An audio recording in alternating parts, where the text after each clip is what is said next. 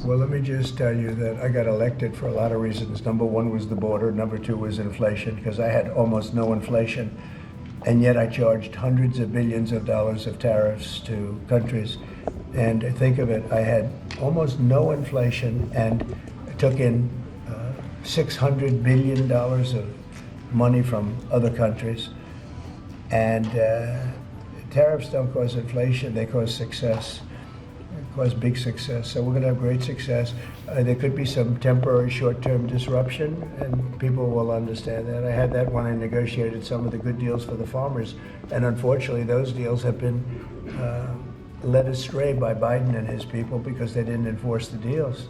We have a deal with China, which is phenomenal for the farmers, but there was nobody to enforce it in the Biden administration. They let them get away with murder. So that's another thing we're going to be bringing. Do you accept the principle of costs being passed committed to on? buying $50 billion worth of farm product, and they did it when I was president. As soon as I left, they stopped doing it because there was nobody in Biden to enforce it. But the tariffs are going to make us very rich and very strong, and we're going to treat other countries very fairly.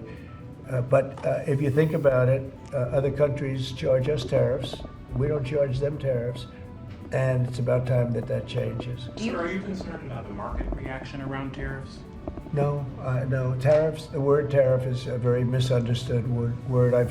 You've heard me say, I say it kiddingly, but it's one of the most beautiful words in the dictionary, really is.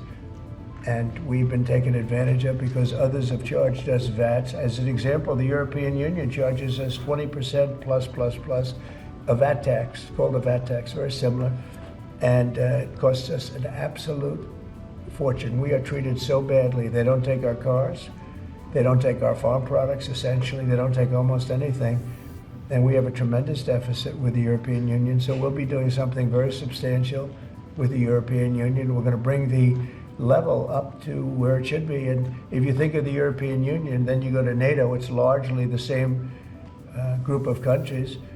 Until I came along, I mean, we were paying almost 100% of NATO only to get bad trade deals. And now it's been evened out, but very unfair having to do, it was evened out pretty good. Actually, I did a good job. They paid $440 billion if you look at the Secretary General's report, and he was here recently and he said that.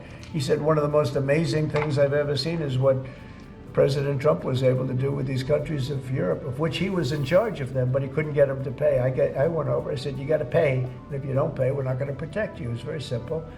But very unfair is with Ukraine because we're in for $300 billion plus, and they're in probably for $100 billion. There's a $200 billion difference, and they need it more than we do. You know, we have an ocean in between. They don't. And so they're going to have to step it up a little bit.